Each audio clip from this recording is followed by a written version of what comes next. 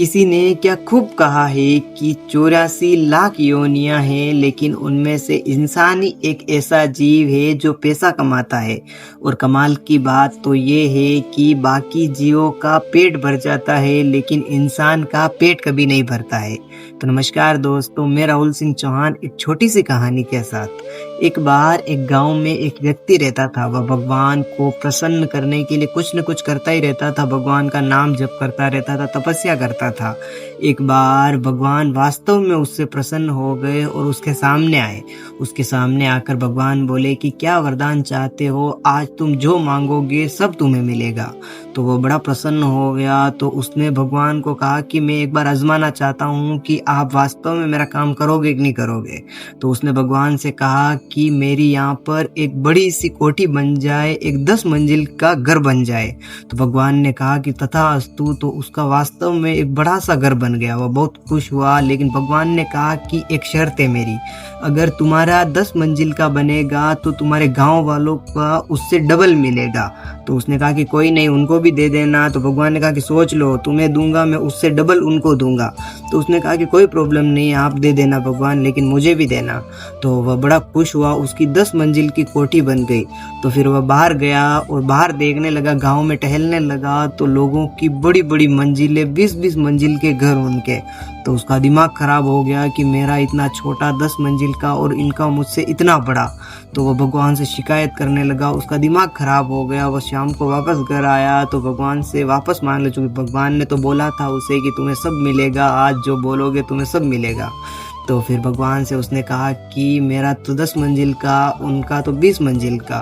तो वो ऐसा दुखी हो गया और भगवान ने कहा कि मैंने तो तुम्हें पहले ही कहा था, सोच लो एक बार। तो उसने कहा कि कोई नहीं हुआ। तो भगवान ने कहा कि और मांगो, क्या चाहते हो, तुम्हें आज जो मांगोगे सब कुछ मिलेगा तुम्हें।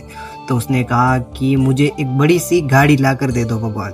तो भगवान ने कहा कि तथास्तु। उसने फिर मांगी तो भगवान ने उसे वास्तव में उसके घर के बाहर एक बड़ी सी गाड़ी आकर खड़ी हो गई।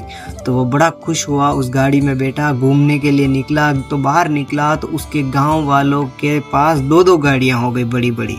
तो वह बड़ा दुखी हो गया, उसका दिमाग खराब हो गया कि भगवान ये तो सही नहीं हो रहा है मेरे साथ, मेरे पास तो एक गाड़ी है, मैं यहाँ पर कहीं लेकर जाऊँ इसे तो भी मेरे घर पर नहीं बचेगी, और ये लोग कहीं घूमने निकल जाए तो इनके घर पर एक एक गाड़ी और बची रहेगी।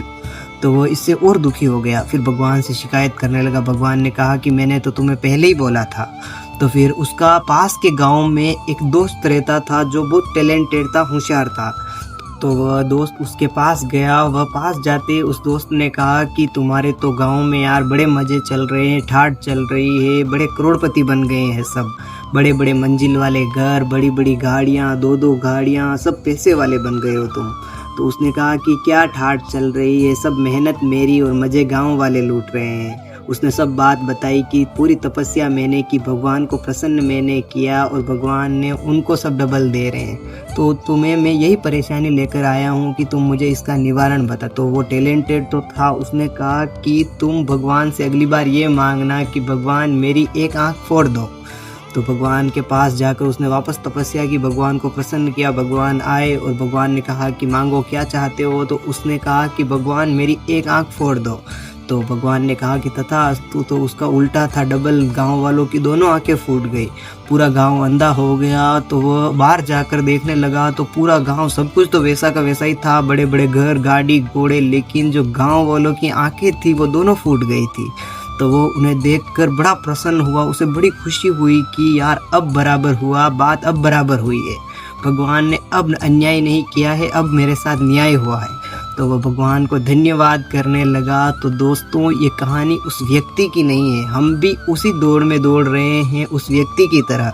हम भी लोगों से जलते हैं कि उसके पास इतना कैसे है। तो लोगों से कंपैरिजन करना बंद कीजिए और अपने अंदर जाकर अपने अंदर वो खुशी ढूंढिए। तो आशा करता हूँ कि मेरी ये छोटी सी कहानी आपको अच्छी लगी हो। तो वीडियो को लाइक और चैनल को सब्सक्राइब करना मत भूलना। राधे राधे।